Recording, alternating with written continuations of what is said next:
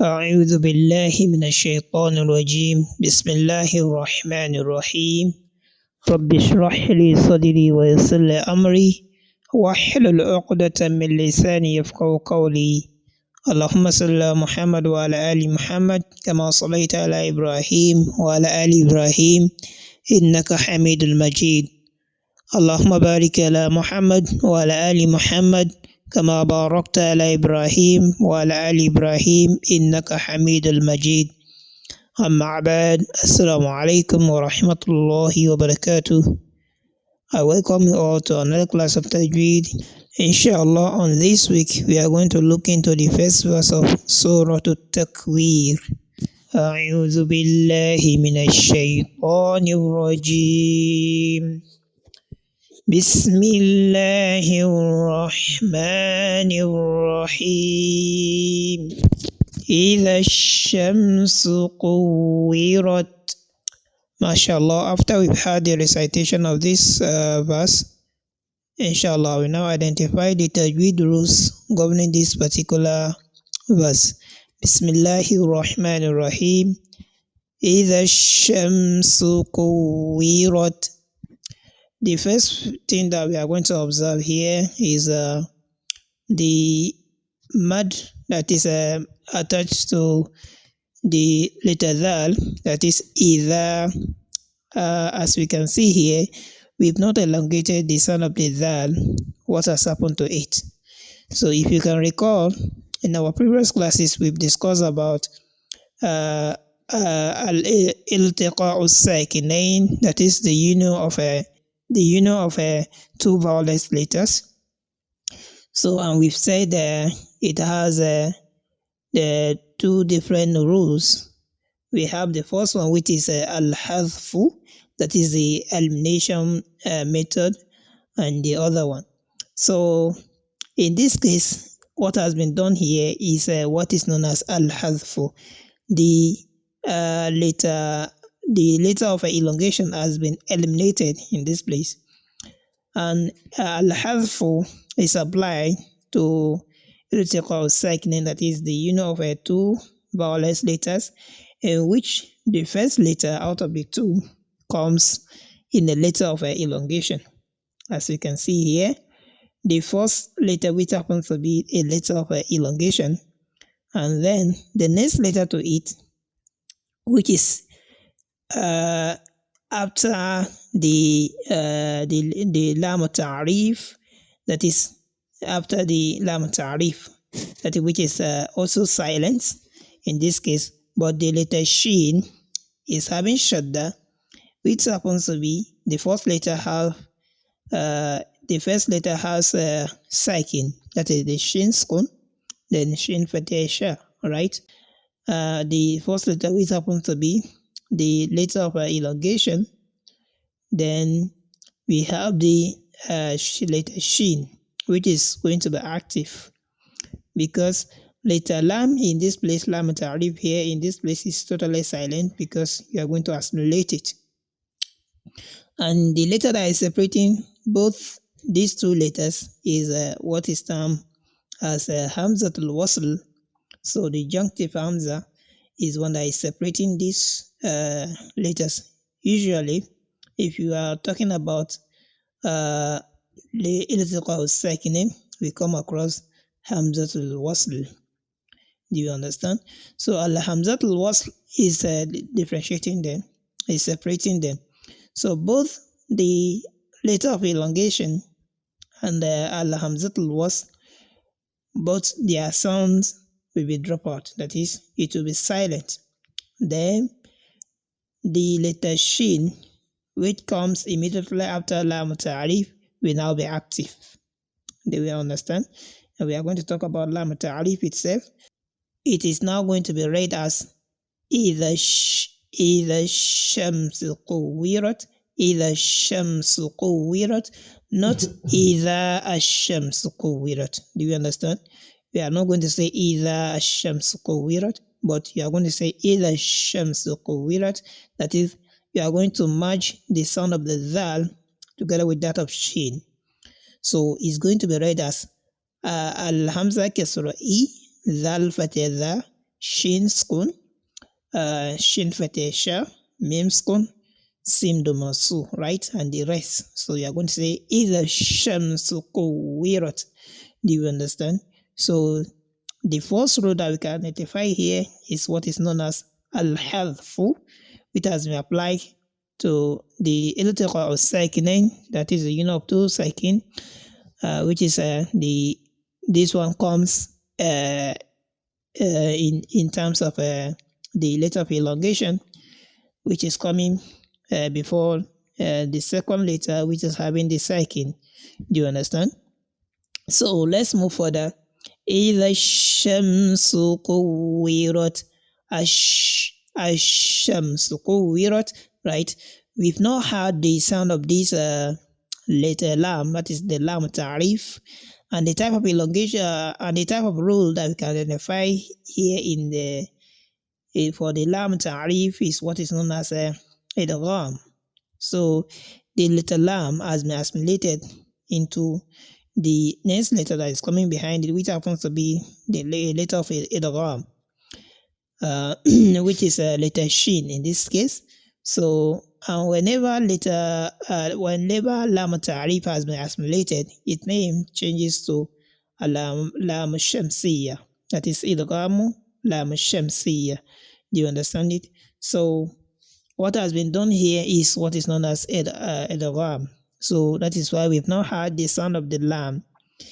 If reverse is the case, let's assume it is that of al-izhar. If you check in the verse number 3 of this same surah, where you are going to see وَإِذَا الْجِبَالُ سُيِّرَتْ وَإِذَا الْجِبَالُ al-jibal. You can hear the sound of that lam. Yeah, so that means the letter that is coming immediately after the lam ta'rib there is among the letters of izhar.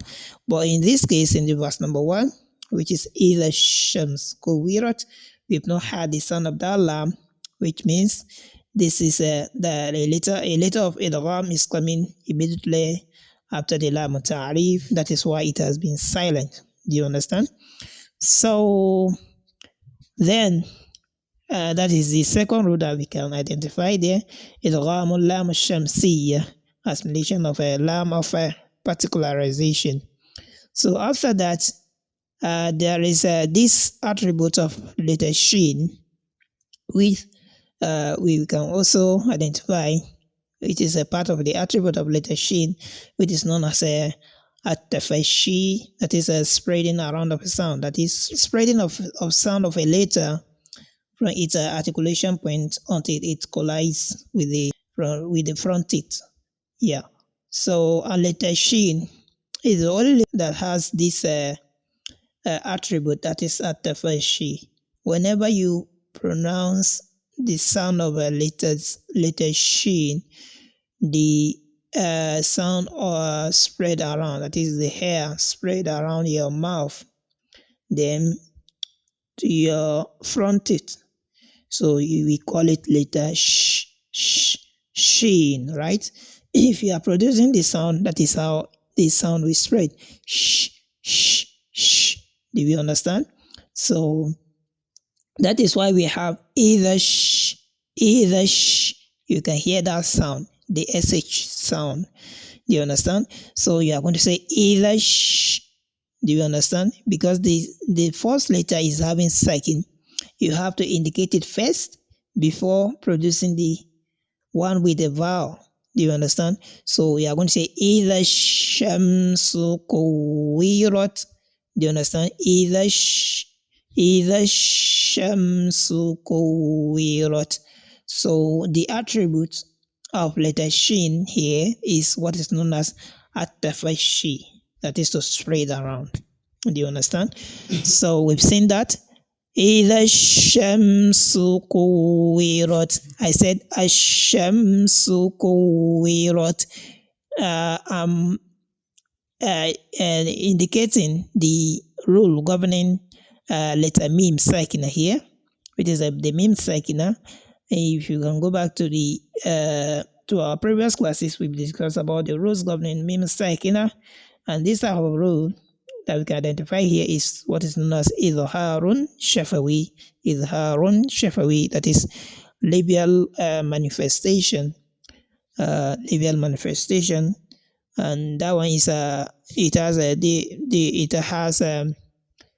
it has 26 letters.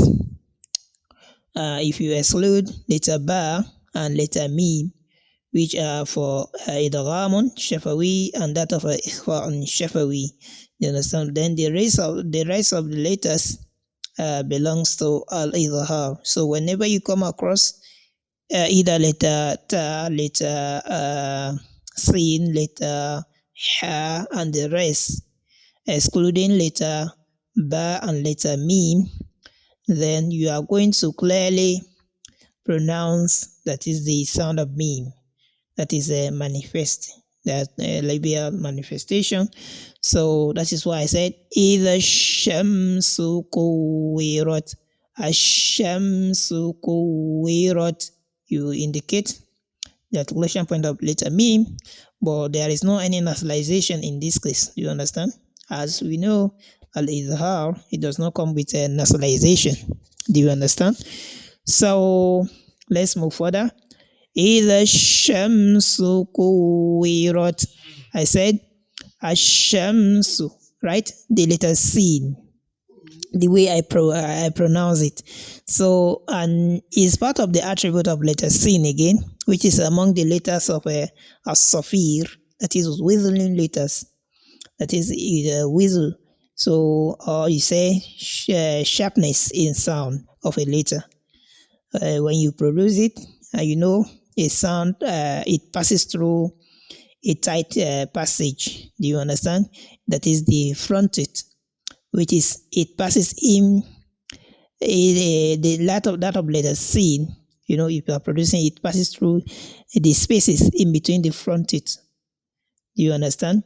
And there are other letters which have this attribute of safir, which is we have letter zain, which always come from the bottom. Then from the bottom of the lower teeth. Then we have a letter sword. That one too is having the same attributes with that of letter C. Do you understand? That is a safir. So that is why I said إِذَا الشَّمْسُ كُوِّرَتْ. إِذَا الشَّمْسُ كُوِّرَتْ. And you know, there is another attribute of letter C, which is always soft. Do you understand? So let's move further. إِذَا الشَّمْسُ كُوِّرَتْ. كُوِّرَتْ. So the letter ta, we've had the sound of letter ta, even though it has sakin. So, and this type of attribute is what is known as alhams. Alhams. So we've discussed about alhams in our previous classes, and we have different letters which has this type of what do you call it? The attribute. So alhams. So running on a brief when pronouncing a letter due to weakness and its origin. Do you understand? So it's a voiceless letter. So that's why I say إِذَا الشَّمْسُ كُوِّرَتْ. إِذَا الشَّمْسُ كُوِّرَتْ. So inshallah, very soon we are going to talk about the other ones which have the different attributes with the same with that of ta, inshallah, if Allah spare our life. Inshallah, with this, we've come to the end of today's class. When next we meet, inshallah, we're going to be discussing on another verse. May Allah forgive us our sins and grant us Jannatul Firdaus. Assalamu alaikum wa rahmatullahi wa barakatuh.